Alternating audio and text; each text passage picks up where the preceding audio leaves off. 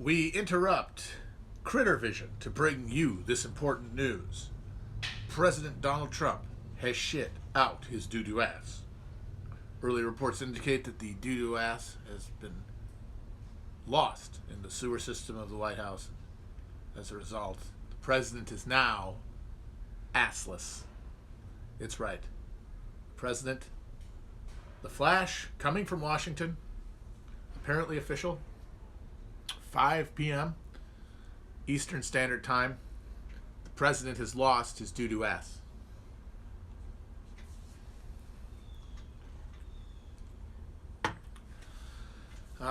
So he's going home tonight, so everything's fine. I don't know why everyone was freaking out, thinking that he might be sick. He'll be fine. They just pumped him full of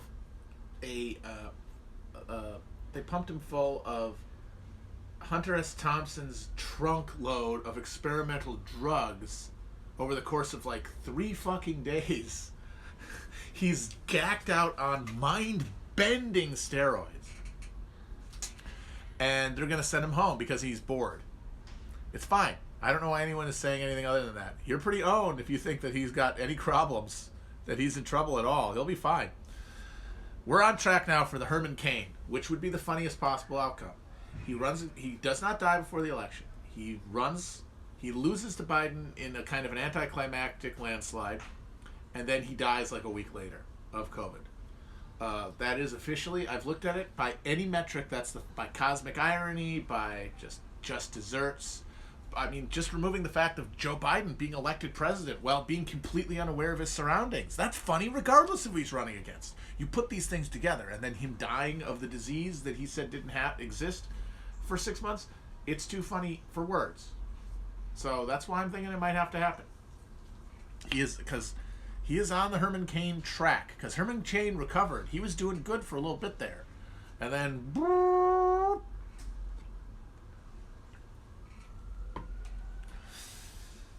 But I will say this. Trump might not die. He is already an abomination. He is a medical oddity that he's alive regardless of coronavirus. This human refrigerator of fucking pig meat. This guy who's hard as a canned ham. Being alive at this point is absolutely defiant of all science and reason. So he could survive COVID. But I don't think his swag will ever come back. I don't think he will ever be the Trump who haunts the nightmares of libs and jolts the groins of our nation's MAGA faithful, or amuses the coping and allegedly detached, overproduced elites who listen to podcasts. But like, he's not going to be able to golf. Never going to be able to go. Like they said today, they asked him, did he have lung damage? And they said that's a HIPAA violation. They said what his fucking blood pressure was. Is that not a HIPAA violation? He's fucked. Like, his body is cashed. He might live for another 20 years, like just hovering around in one of those Dune senso belts. But he's never gonna be the swaggering pimp, rolling through hooting crowds, throwing out plague-infested hats to him. He is absolutely leaving against medical advice. You not only is he leaving against medical advice, he also took a bunch of experimental, highly dangerous drugs for old people because they told him to. Because he told them to. It's called VIP syndrome or something like that, where like if you have enough, because doctors can only kind of like browbeat you into doing things using their authority over you as medical professionals, and eventually for most people your confidence gives out in the face of medical certainty. But Trump, not only is his confidence never going to give out in the face of anything, he is the president of the United States. He's got the nuclear football 3 feet from it at any time. So he took all those crazy drugs with just because he wanted to get it over with. He wanted to fix it, because his whole thing has always been finding a silver bullet to just fix it, because he doesn't want to think about it anymore. Like, he doesn't want to think about anything revolving around vulnerability or frailty, because death is what stalks him, because his consciousness is the only thing that's real in the universe. He can't even conceive of his own death, which is why he acted the way he did after he got diagnosed, which is amazing. He went to Like going to Ohio and throwing his hat into the crowd. Okay, like those people, they're nothing. They're Pansman. He has no respect or need for them. But he went to a fucking $250,000 a plate fundraiser in New Jersey and coughed all over the buffet for a bunch of high level Republican donors. Like, you either do that because you are some sort of like sneaker agent. Like, there was a joke early in his term that he was actually some Maoist third worldist trying to bring the empire down from within, or you just don't even think of it. Like the idea, oh no, they're gonna get, I mean, obviously you don't care if anybody else gets sick, but there are certain people you probably wouldn't want to get sick because it makes it harder for you to do whatever you want to do. But that's still, you can't like split the baby that way. There's nothing but delusion all the way down. And that, I think, is why it's useful to talk about capitalism as only operating out of its own perceived self-interest. Because even though it is this algorithm, you know, the value form that dictates human decisions, you know, there still has to be a human involvement in directing like the optimal, you know, flows and living that life of you know, maximal profit extraction, or the life of being amongst these people, these lizards, these non-human entities who rule over us, who have no human feelings. Like, they do not have human feelings the way that regular people do, which was always what was very useful about lizard people as a metaphor, because they are reptilian, even if they aren't actual reptiles. But you can't live that way. You can't live as a human being, constrained the way humans are. Like, you're gonna die. Like, this is all gonna end. Everything you've done, everything you've piled up, it's just gonna sit there, and someone else is gonna use it, and it's not gonna be you. And like, dealing with that reality is what brings us to groundedness and brings us to an awareness of our vulnerability and our and the value of others, because others will be here after you're gone. And if you truly value other people, you will find succor in their persistence after your death, and it will make dying, being aware of your death, getting closer to it over time, more bearable. But they don't have that, so they just have to believe. They have to deny that it is going to happen. Like, they are psychically fixed around an idea of their consciousness persisting eternally. And like, the ones who think they're smart channel that into life extension shit, like the Peter Thiels and the Jeffrey Epsteins. Oh, they're gonna put my brain in a robot body, or whatever the fuck. And the dumber ones, like Trump, just don't even think about it. They just pretend it won't happen.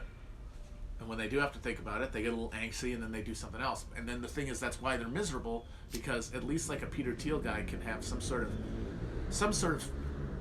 at the, you know, right before night comes, when you're getting ready to sleep, and there's that existential chill. Like, he can think, oh yeah, no, their technology isn't there yet, but I'll just take enough of this teenager blood serum to keep me younger, so that I'll make it to 150, and then the robots will be there to take me into my deep 9 billions. But Trump doesn't have that. What he has is nothing, and so he is miserable every moment of his life. God, that fucking thing about him freaking out and going, am I gonna go out like Stan Chera? Am I gonna go out like Stan Chera?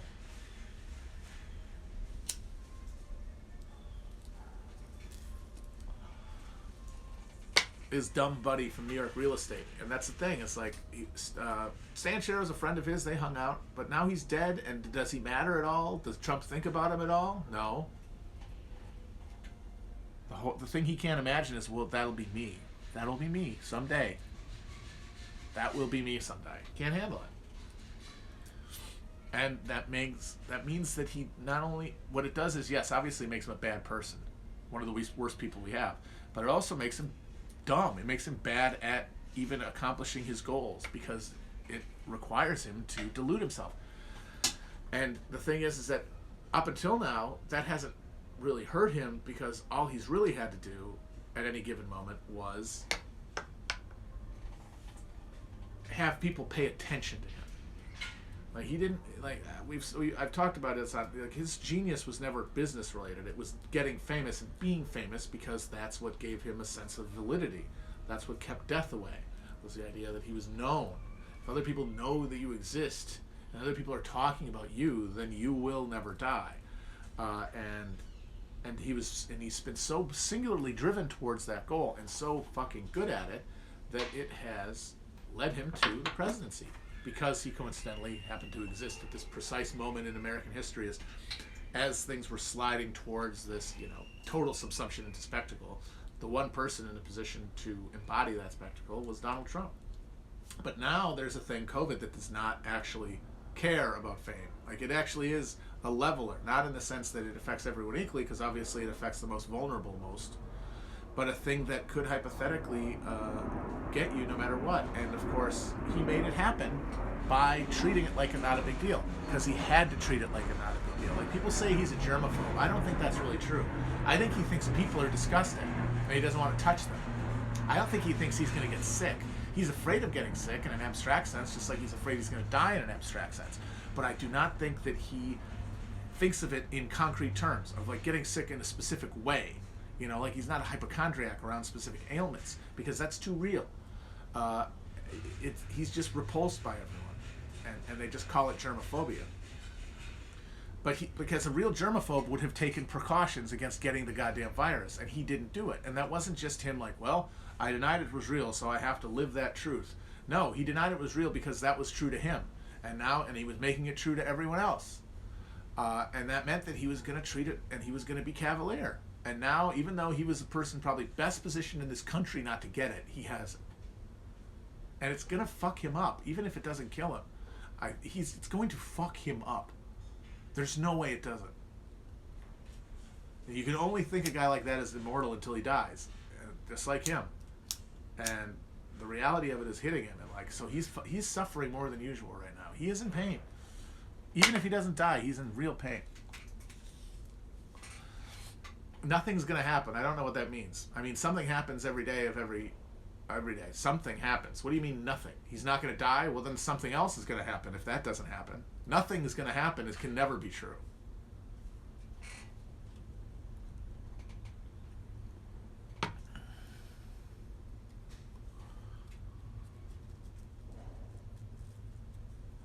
Oh man, I watched Saturday Night Live last night.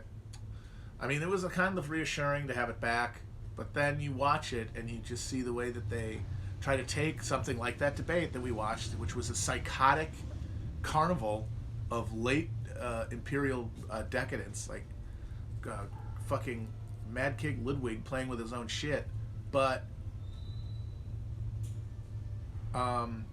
they turned it into something relatively normal. And then, of course, they brought in Kamala, because, like, if you take that as face value, those two old men going at it like that, and neither one of them having anything in their head but like, the ghosts of ideas and memories and slights and without any connection to a greater project, without any ability to express or direct the flow of events, running for president, it's genuinely... Like I said, it's freeing, but also if you have any investment in the system, terrifying. And nothing has more investment in the system than something like SNL. SNL's existence. SNL exists to normalize everything as it happens and turn it into just fodder, and strip it of any context and strip it of any implications. So you watch, if you're a regular lib, if you're an SNL viewer or SNL writer, you watch that debate. The thought is, oh, it's okay because there's Harris, because there's a VP, because there's a whole party that's going to catch us. Even though if a guy like Biden can get in that position, and that's the position we vote for, then clearly something is off in this equation. We have miscalibrated the fucking power dynamics in a potentially fatal way. But that's okay, because there's Mommy Kamala is going to come. Mommy Kamala is going to come, and she's going to rest our head in her bosoms and lull us to sleep with a nice soft Caribbean lullaby. Just fantasy. Jim Carrey wasn't that good. I thought Jason Sudeikis honestly was pretty good when he was on the show and he did Biden, because he did it like a big dumb Labrador retriever. He wasn't senile enough, but maybe they could have given him a little of that now, because he mostly played him when, during the 2016 and after that, when he was still mostly known for just being a loudmouth and his brain hadn't really shut off completely. I don't really get what Jim Carrey brought to it or why he's doing it. It's very odd. Don't get it.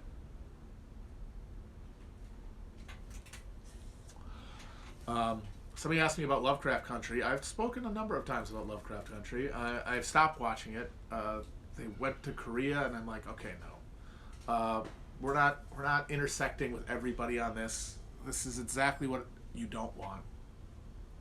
But I brought it up because this person reminds me that Trevor from Champagne Sharks, who is a good podcast and he's a good Twitter account, he had a thread about Lovecraft Country, and I thought it really hit the nail on the head in terms of one of the deep things wrong with it, beyond just the woke pandering.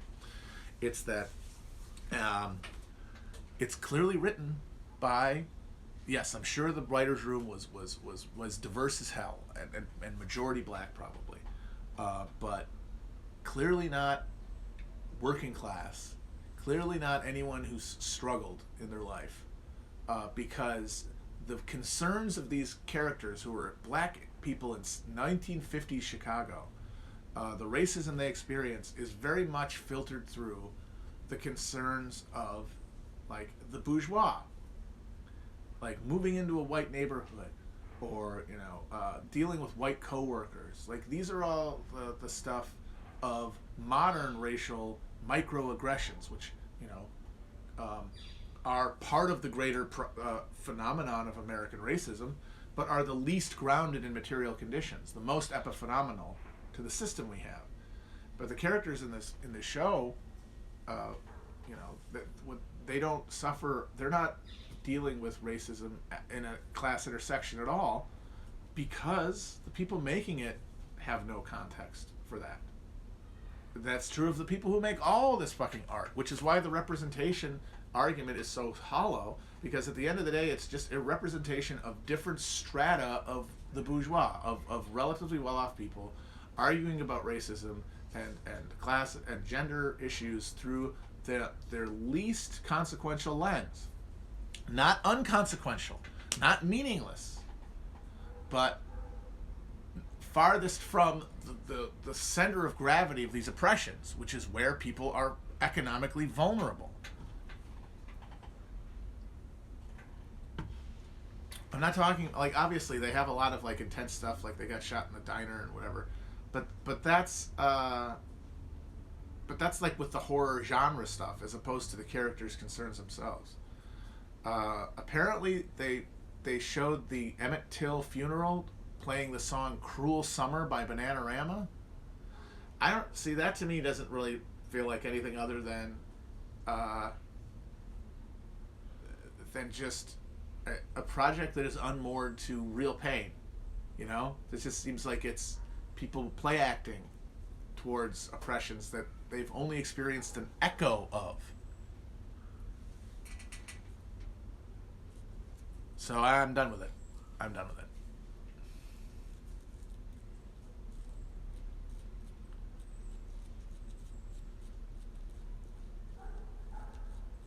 Everyone's excited about Fratelli Tutti. Good old Francis telling capitalism to back off. I mean, it's a good sign. I'd rather have Francis than fucking Benedict right now. But it's a real question how any institution as moribund as the Catholic Church can really participate from the top down anyway in any meaningful movement. But it's not terrible.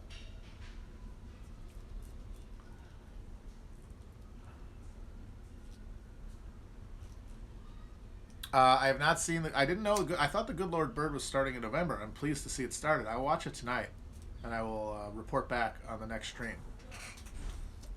I'm a little worried. It feels a little. It felt like I said. It feels a little soy. It feels like John Brown is a little epic.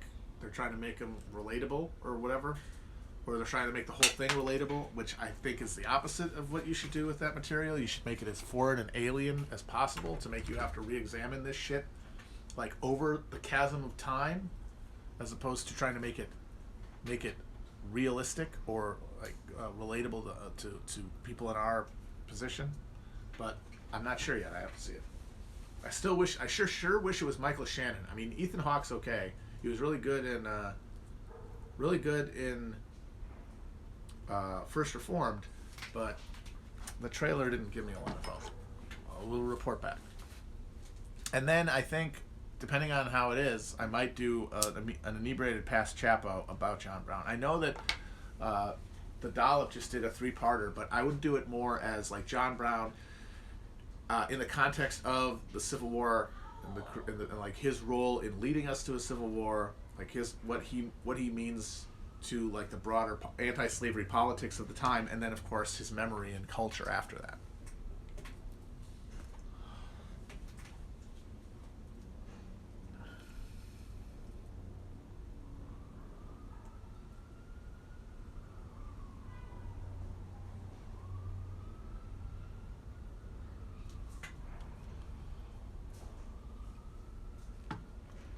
What comes after Trump for the GOP? This is, of course, a question that's on everyone's mind now that the motherfuckers might be on death's door. And I've been thinking about it a lot lately. And I think that you will see in the immediate demise of Trump, either he loses in a humiliating way, or the joke of like, oh, he's going to, like come back and run in 2024. I think that, now, especially with the COVID, that's off the table. I don't think that's going to happen. So that means Trump is going to be gone soon. And the question is, who's going to fill that role? And I don't think any one person can. I think that he was so sui generis. He is sui generis in every respect. Like his body is. He is a defiance of science and God to be alive. And he defies political reality. When he emerged on the scene, he had a combination of fame and the specific type of fame. Like he was famous for being rich, but not in the way that like Steve Forbes was, because Steve Forbes ran for president as like a rich guy who was going to run things like a business and got his ass kicked, even though he had the flat tax as a gimmick. One, it's because taxes aren't really what's going to move people. You need something more flashy if you're going to run a celebrity-only campaign, a celebrity-first campaign. And two, he was a fucking dork. Trump was famous for being famous, but also he was famous for being rich, but he was also famous for being famous. Like he had a TV show. He was charismatic. People knew him in the same context that they knew other celebrities who they watched in performances. And his performance was of a rich, successful executive who made tough decisions. Like he was literally almost identical to the way that the president of Ukraine is a guy who played the president of Ukraine on a TV show. It's that same level where the spectacle has subsumed the real. And that's unique. No one else is going to be in that position. No one else has that kind of fame. Or like maybe they have a shadow of it, but he's been alive for 30 years. So that means that he's not like Mark Cuban. Younger people might know him, but like I don't think grandparents know him. People who vote don't know him. Trump has been famous for being famous for 30 years. So he's known by everybody. And that fame meant that he didn't even have to put any money into his campaign. His campaign was treated as news in a way that other campaigns aren't. Campaigns of regular politicians, they have to compete in the media for media attention. They have to because they don't have a lot of money at the beginning, they have to pitch themselves in such a way that they can accumulate money. They can get backers, and they can get donations, and then they can buy unearned media. But the earned media, he literally did earn that media for being monomaniacally fixated on being famous for the past 30 years, 40 years or whatever. He fucking earned that media. That's another thing that's totally individual to him. He was able to run appealing to the core sensibilities of a huge percentage of Republican-based voters by appealing to things like immigration above all else, and having a specific big, large-scale policy around the position of immigration. It wasn't just immigration, it was building the wall. And he was able to do that while being totally independent of the party itself and having being in a position to be totally unconstrained by that party's machinations. Like, the party would never have let anybody go that ham on immigration. They had their white papers from the 2012 campaign that said Romney lost in part because we alienated Hispanics too much. So we cannot be anti-immigrant in this country. And so as our main focus and our main party platform, if we want to scare these Hispanics away.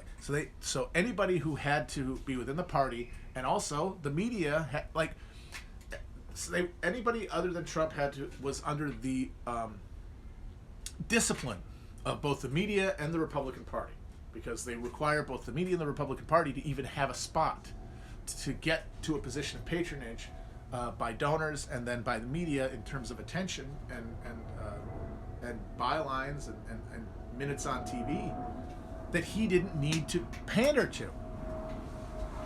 There is no one in the aftermath of Trump who meets those criteria. Some people say Tucker Carlson, but Tucker Carlson, I submit, is not anywhere near as famous as Donald Trump is. And while Tucker Carlson might have a similar effect in the primaries of like galvanizing the largest chunk of former Trump supporters, I do not think that his appeal translates the way that Trump's did, because Trump's appeal was partially or significantly apolitical, which Carlson's is not. And I think that you can wipe out any sitting officer, you can wipe off any actual like political office holder off of being a comparison to Trump. Cotton, Hawley, no one, fucking DeSantis, anyone who holds office. If you hold office, you are a regular politician, which means you're not as famous as these guys, as this guy, and you can never be independent of the media or of the party the way that he could be. And you're also a fucking nerd. You're a fucking charisma vacuum because you're not famous. He is famous. Like I joke about the My Pillow guy, but the My Pillow guy's problem is that he isn't that famous either. He's just like he's known by the same Trump people who like Tucker Carlson. Because we're not just talking about getting another nomination, we're talking about competing for power. And any of the guys who might plausibly gather in the Trump base to a significant degree, I don't think have the ability to transcend that base, which is what made Trump specific and a specifically meaningful political phenomenon, and would make Trumpism an enduring political phenomenon, is if it can compete for power. And none of the people who are mentioned as potential successors to Trump, in my opinion, fit that criterion. I would say, though, that one might emerge through the process of jockeying for position in the aftermath of Trump. But who that is, I don't know. The Times will tell that. But the one thing I would say is I think there will be a period of instability, like the times of trouble in Russia after the death of Goodenough.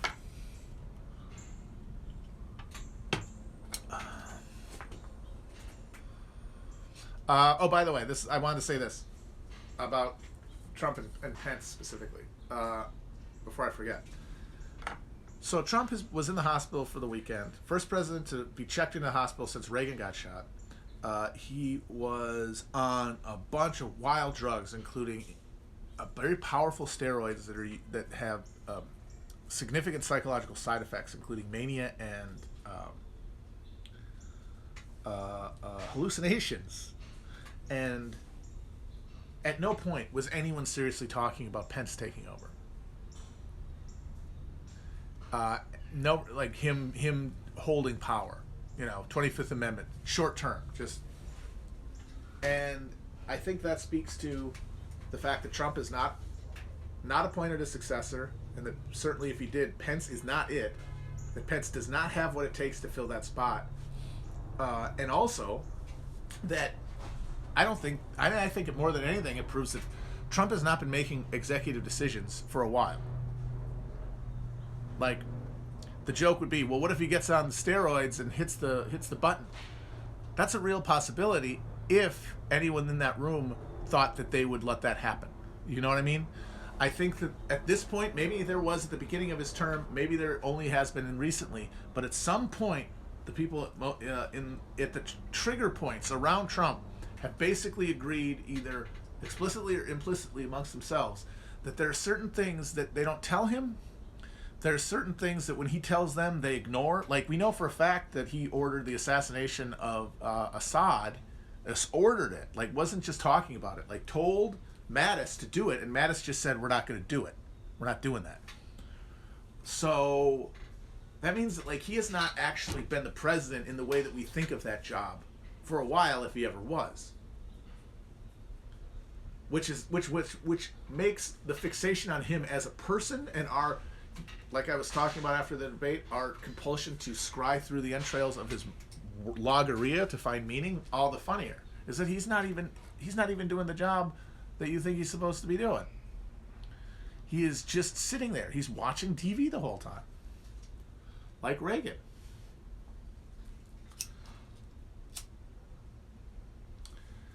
And it's like, I think that's a thing people kind of get and maybe even walk around thinking in the back of their minds, but it doesn't prevent people from getting so wound up.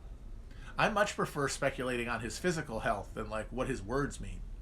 That's, if it's all going to be just this senseless augury, then at least augur around something funny. And whether he's shitting his pants right now, whether his brain is like cooked, like he's got 110-degree fever and he's hallucinating that he's at Studio 54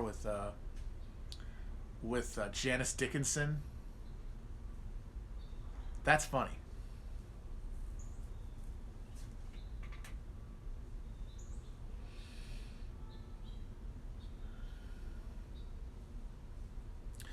Which of Trump's children will seek the nomination? I honestly do believe that Don Jr. is going to run for office because he is...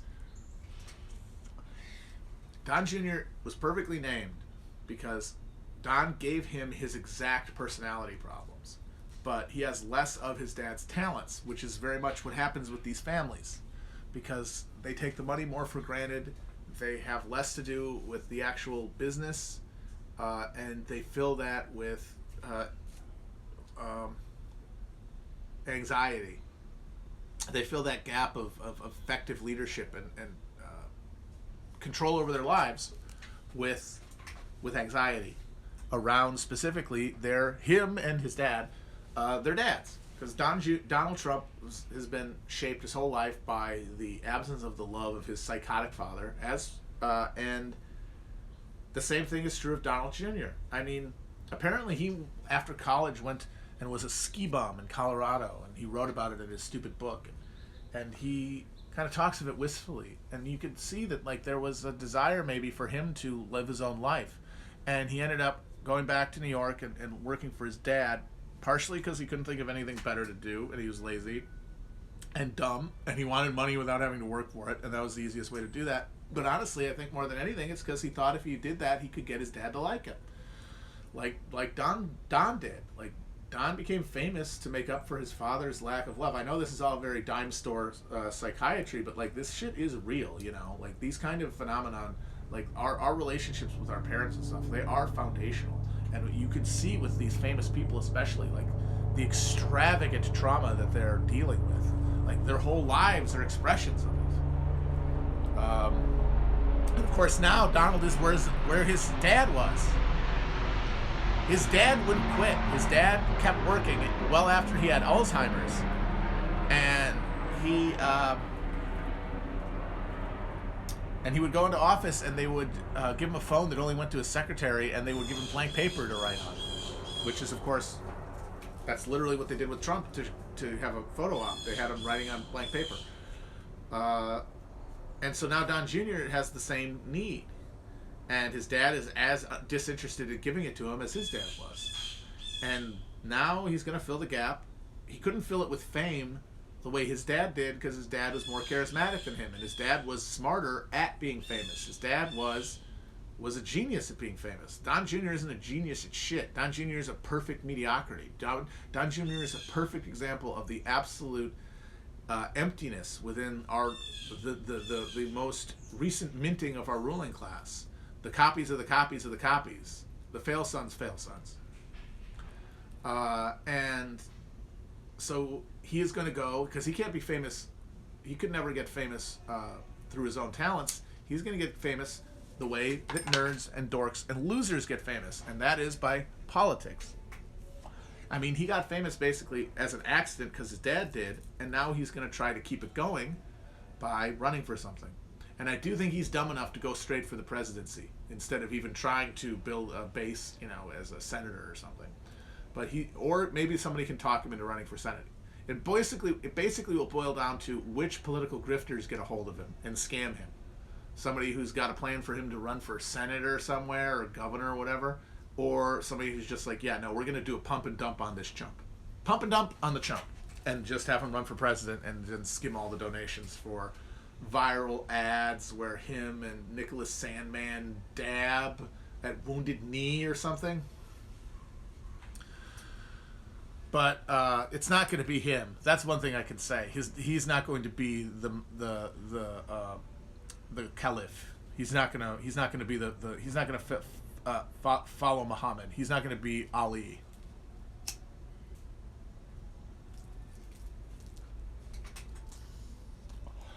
He just doesn't have any of it. Ivanka, people were very impressed by her speech.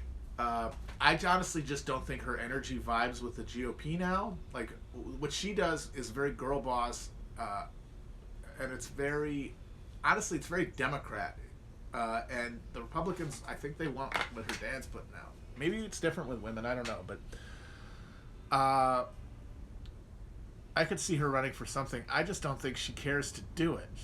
I don't think that she seems terribly interested in doing it. Like, you can see why Don Jr. needs to do it. I don't think Ivanka's in the same situation. Eric, as stupid as he is definitely smarter than the rest of them because he is appropriately arm's length this whole thing. Maybe aware that it could definitely bite them all in the ass, or some of them anyway. And of course, yes, the real answer to this is always Baron. Baron is the God Emperor. Baron is the Quetzalcoatl. Baron will imbibe the spice melange and fuse with the sandworm and rule over us eternally and declare interstellar jihad. We know this.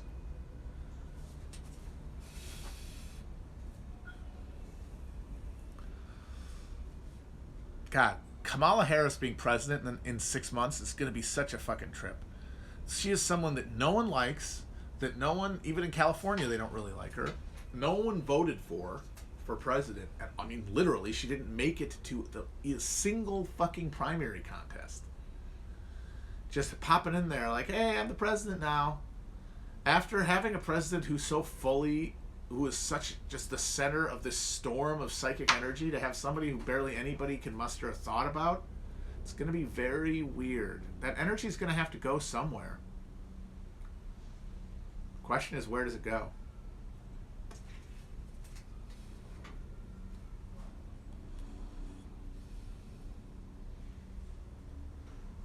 Tulsi could be the candidate who leads QAnon. Someone said Tulsi is a QAnon candidate. I mean, if Q... See, that's the real wild card, is what happens with Q. Not the Trump base.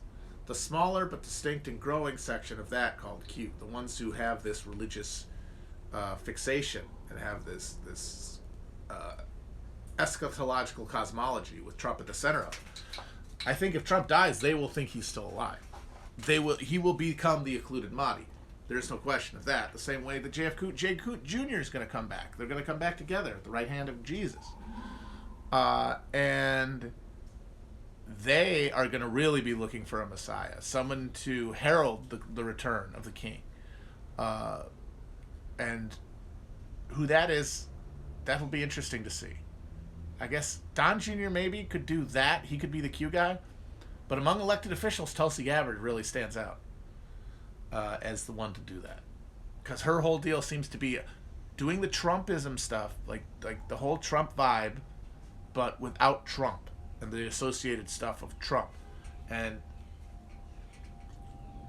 if QAnon keeps accelerating in its abstraction away from the original premise, especially if Trump dies, it could be adapted, but we'll see. We'll see. They might love Trump too much. They might get too fixated on the blood. The blood is the life. The blood is the life. The blood is the life.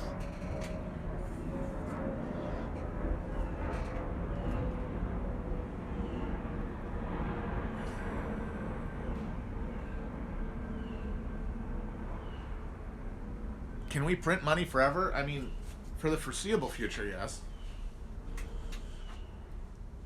I mean, if we're the end of the global supply chain, we're it. As long as we're the global reserve currency. Now that might change. People have talked about the Chinese and the Russians trying to move us away from the dollar, but that carries a lot of other consequences with it that I don't think that those other countries are really ready for yet. But I think it's inevitable, honestly, that we get off the dollar, and it will be good to get off the dollar. It's just how we do it. If it's part of like a trade war, that'll be bad for everybody, I think.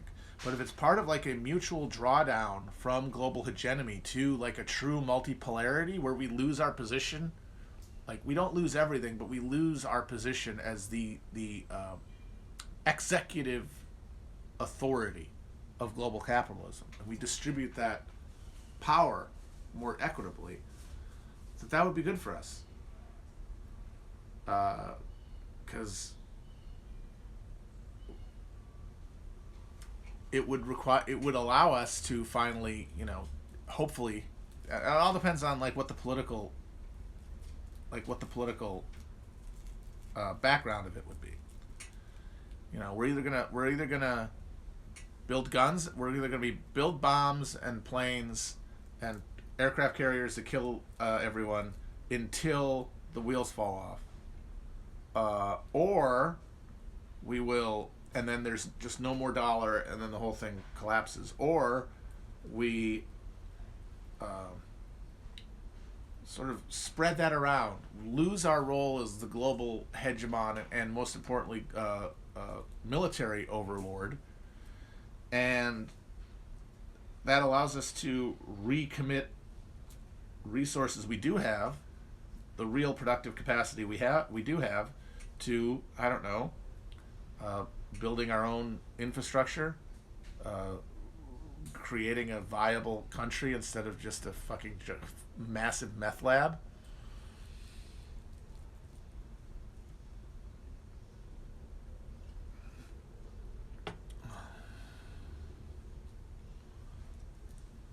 But I mean, if you had to ask me what's more likely, it's going to be that we're just going to keep building planes and bombs until.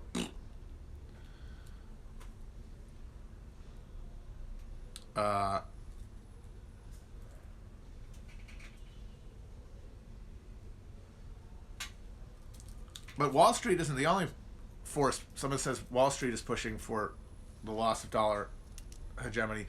I'll tell you who else is pushing for the end of dollar hegemony: the fucking Trump administration, and more broadly the American government, in its overuse of sanctions. Like, people take for granted that the U.S. can just sanction another country, and they don't really stop to think, can anybody do that? Can you just sanction people? No, you can't. You can't control another country's economy unless you are the one who prints the fucking money they use for their transactions. And then you actually can. And that's what we have done. And we have abused the shit out of sanctions. And as a result, there's a growing resistance to them, and a resistance to the dollar hegemony that underpins them.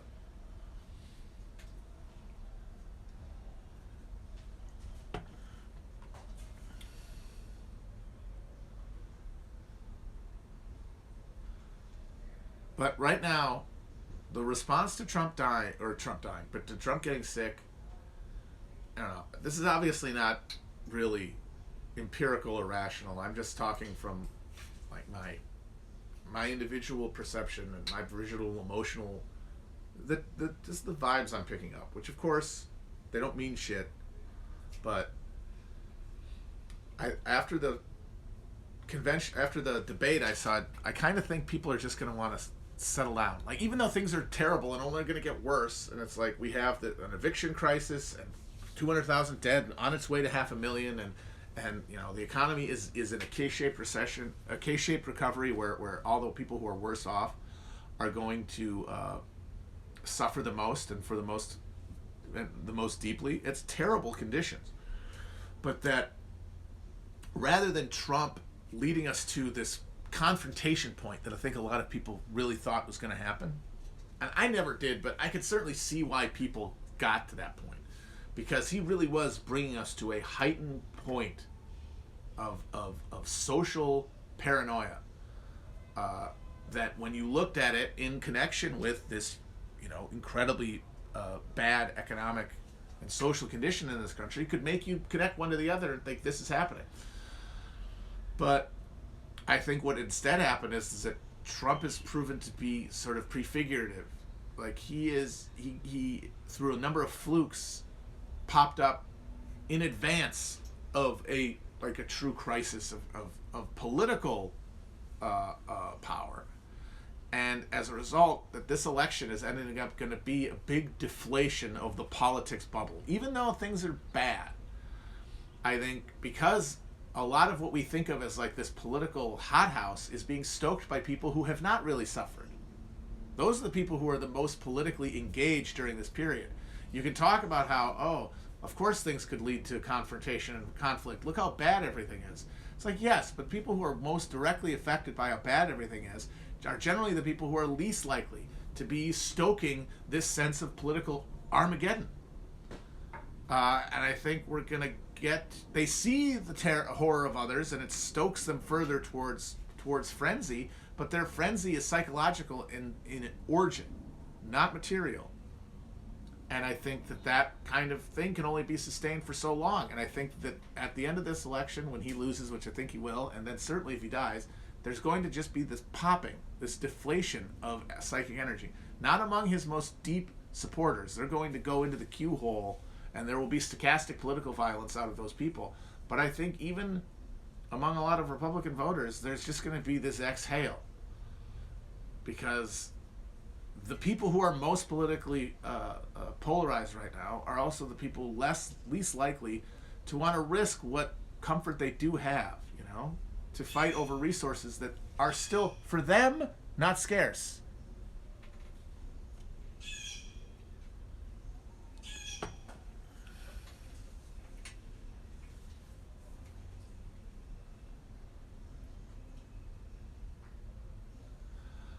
Somebody said, will there be as much violence if Trump dies as if Biden wins? I honestly think if he dies, there will be less violence. Because I think most people will just, the most fanatically fixated on it will just disbelieve it and like burrow deeper into a narrative, which will put them farther from the snapping point. Like that's why him losing an election will definitely cause a number of people to snap, because there's no way out of that one. There's somebody else on TV there's the thing called the president, and it's not him anymore. That's a real thing. And he's over there not being president anymore. But like if he's just gone, he could be anywhere. He could be anywhere. He's occluded. He's the king of the mountain, sleeping and awaiting his resurrection. And that's not going to work for all of them, but I think a lot of them who might otherwise have snapped are gonna retreat further into fantasy.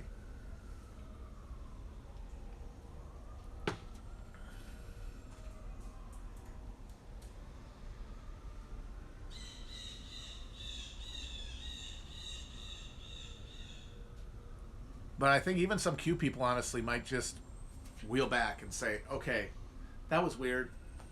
Like when they were really into Amway or something, kind of a vaguely embarrassing chapter of their life that they don't want to talk about. I know that sounds like, that's Pollyanna. That's like Biden saying the fever will break. I don't think that's true. I think by the time Biden's campaign, like presidency, really gets in there, whether it's him or Harris, you're going to see an explosion of political brinksmanship among Republican governors, like guys like DeSantis. Secession threats, it's going to go wild. I'm just saying is that in the immediate aftermath, there's just going to be a lull. I don't know how long it'll last. Maybe it gets 100 days. But then, it's going to explode again. Caw-caw, baby. Apparently, some number of people have insisted that these are Blue Jays. Congratulations to anybody who can tell that. I don't have that kind of birding knowledge.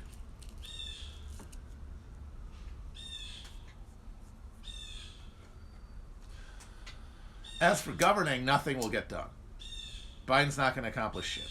And the way you'll know that is when if the Senate obviously, if the Republicans keep the Senate, nothing's going to happen, period, except for a grand bargain. But if they keep the Senate, or if they lose the Senate and then the Senate votes to keep the filibuster, nothing. But without Trump there to stir the pot, it's going to be harder to get people emotionally invested in that. You know what I mean? You need that figure there just drawing all those eyeballs. That entertainer in chief, which I don't think Biden or Harris is going to be.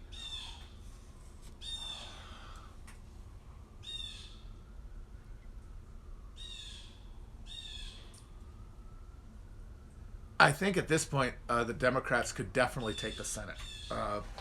Polling is looking very bad for a number of Republicans who I kind of assumed were going to do okay. Like Joni Ernst, until a few months ago, I thought was pretty much assumed to get reelected, and now it looks like she's obvious she's done for. Like she's down by over 10 points. She's fucked. Hell, Alaska seat is apparently tied. Lindsey Graham is in genuine trouble.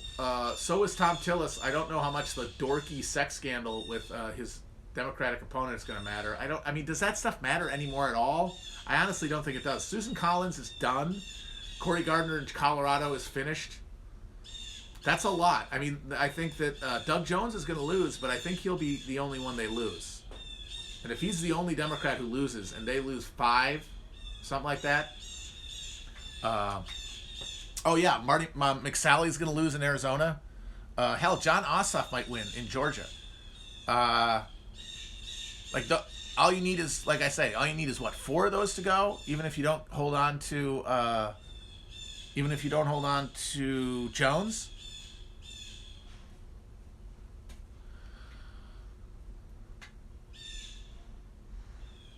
And yeah.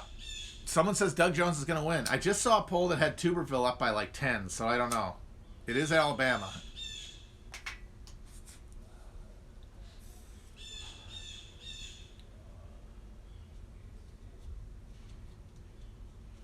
But I honestly do hope. I am rooting for the Democrats to win the Senate. I'm earnestly rooting. Not because I think it will necessarily lead to anything, but just in terms of, you know, if my job is in one sense, to put it pretentiously, political education, you can't get much more politically educating than watching Democrats take power and refuse to use it on principle. Of course, for most Democrats, they'll never ever realize what's happening, but it's not about all of them. It's not about the center mass. It's about the edges. It's about shaving off the edges.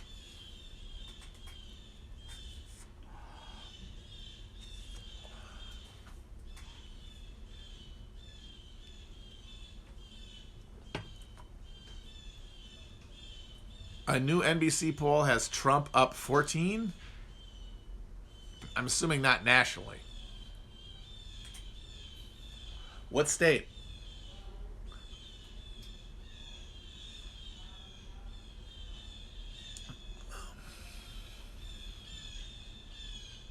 Oh, Biden up 14. Okay.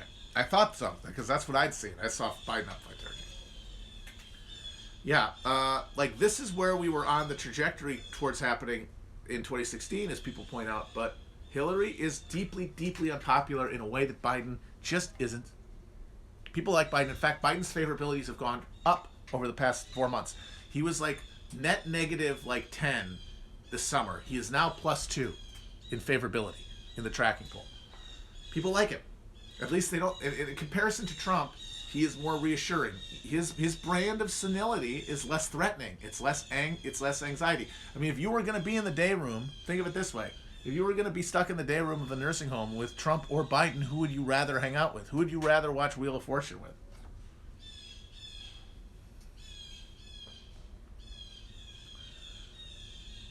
And there's going to be there's 0% chance that there is a Comey letter type situation. Like, that's not going to happen. There will be no Comey letter. If anything, there's going to be more shit with Trump and the COVID hurting him. Because you are in the day room of the nursing home. You are also an old geezer.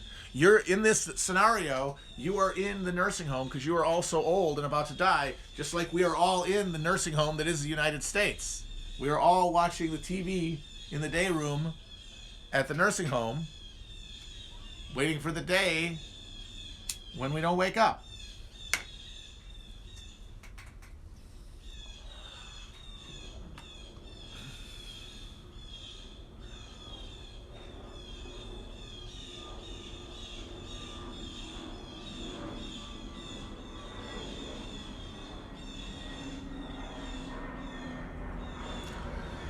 Biden is also in a situation where he doesn't have to debate again because he can rightfully say, this guy's going to fucking give it to me. He's going to give me a disease. But I don't know if Trump's going to be in a position to debate next week. Because I think some people are really not taking seriously the possibility that he is really, really fucked physically. Because they gave him drugs that are only for use with very severe patients that have documented side effects, specifically on elderly people. Also, the most dangerous period for the disease in terms of its likelihood to cause like a fatal heart or lung issue is like 10 days into symptoms, which is next weekend.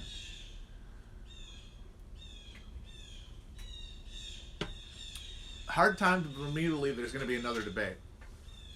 I do think it's funnier if he dies after the election than before, which is why I think that's what will happen. But he honestly could die. I took log off to heart. I dropped off out of grad school and moved on to a sailboat. Hell yes. Sailboat, that's where it's at. You got a boat? Fuck you, global warming. I've got every possible condition covered. I have considered the angles. So, smart move. And don't we love beautiful boaters, folks? Don't we love the beautiful boaters? We love the people in the boats. But of course, the beautiful boaters don't have sailboats. They have big old fucking outboards. Because sailing requires skill and ability and discipline. And these people don't have any of that. Which is what makes them so disgusting to be our rulers. Because they are the Dom Juniors. They are the second sons of the second sons of empire, and they have done nothing to attain the power that they have.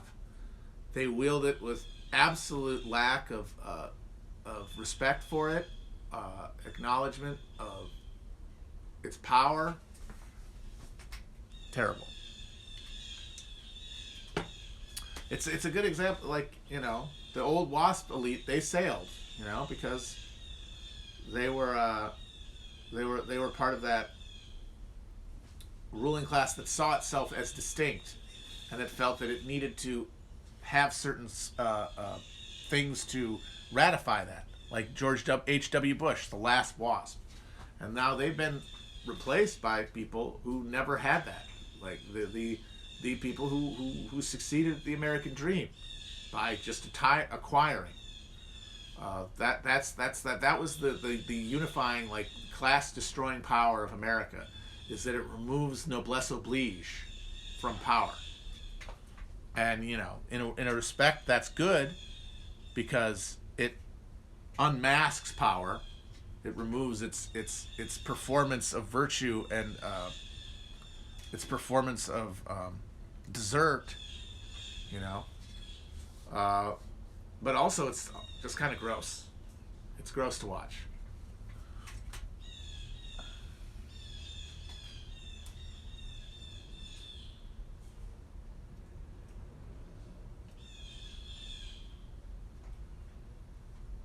And also, they don't have the freedom and independence of the old elite, because everybody's in hock now. Everyone rich people are all in hock. I mean, look at Trump, for Christ's sake.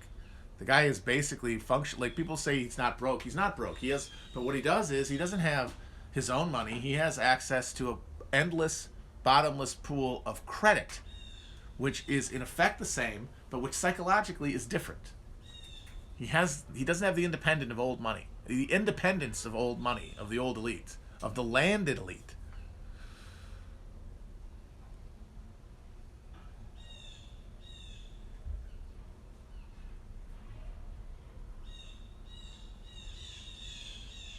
Will we be live streaming the Democratic debates? Yes.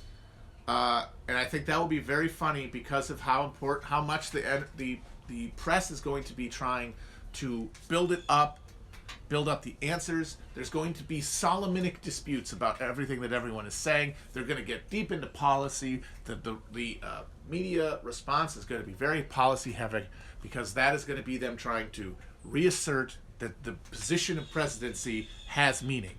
That these people have real responsibilities and they represent real political ideologies and policies. So they're gonna really just go ham on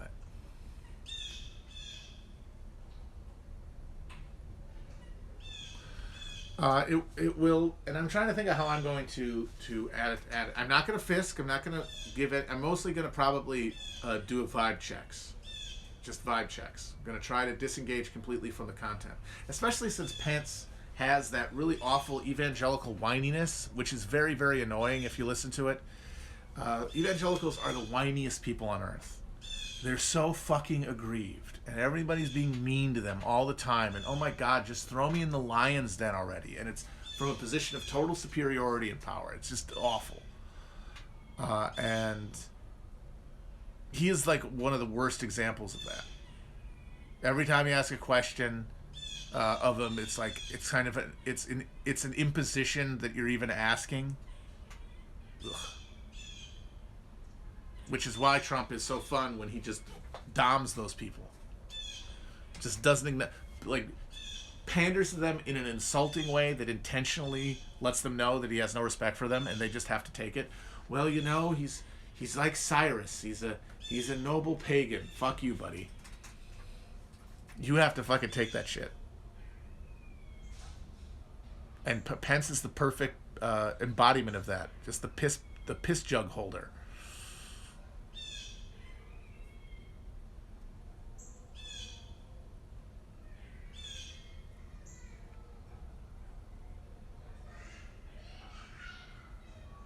I'm not going to get as drunk as I did in the 2018 midterms. That's never happening again. Good Lord. What a bungle that was. Don't drink nearly enough to do that anymore. Yes, I would like to get Virgil drunk though on a thimble full of elf mead.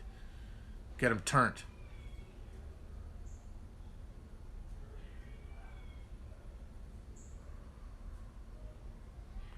Netanyahu, someone asked. This will be my last thing I say for the stream. Netanyahu is so funny because he is like a Don Jr. guy. Like he is this fail son. He's the shitty, like the concentrated shit of the greater shit. Like it's in every way lesser than their parents, but also basically they are the worst traits of their parents condensed with none of the virtues at all. Now, of course, Trump and Netanyahu don't have virtues per se, but they have certain abilities and talents. And they don't, and both Nair and Don Jr. have none of those, and only the defects, only the rancid personality. And what's so funny about Netanyahu is that because he's Jewish, but culturally he is an American. He is a Trump because that's what Israel becoming that's what the Jews getting their own country did. Is it took away the Jewish part. It took away the thing that made Jews like a real chosen and special people. Was their orthogonal position to the cultures they were in that made it harder for them to sort of be seduced into the mindlessness of a false national consciousness. And then they get the country, and what happens? They are just as stupid and assholish and authoritarian and corrupt as us. They lose any of the virtues, and it's just all the worst parts. But our rich dumbasses, they have to blame somebody for why things are bad, and it ends up having to be the Jews because that's how it has to be. Because it always has to be, at the end of the day, some conspiracy. If you don't acknowledge the reality of capitalism as the driver of exploitation and alienation and misery in the world, you will have to end up, so if you're on the right at all, you have to end up with some cabal. And it's got to be the Jews, because they're the ones who historically have filled that position. There's nobody else who's a plausible candidate narratively. And yet, Nair is in the position of having the exact same dumbass brain as Don Jr., but who's he going to blame? And so he ends up having to be anti-Semitic to himself. It's amazing. He posted a fucking meme about, like, George Soros being led by a scheming merchant, being led by, like, a reptile person. Amazing. That's why Nair is going to be, like, the only guy in the world who ends up believing in lizard people, but actually... because that's the only people who could be above the Jews, or the reptiles.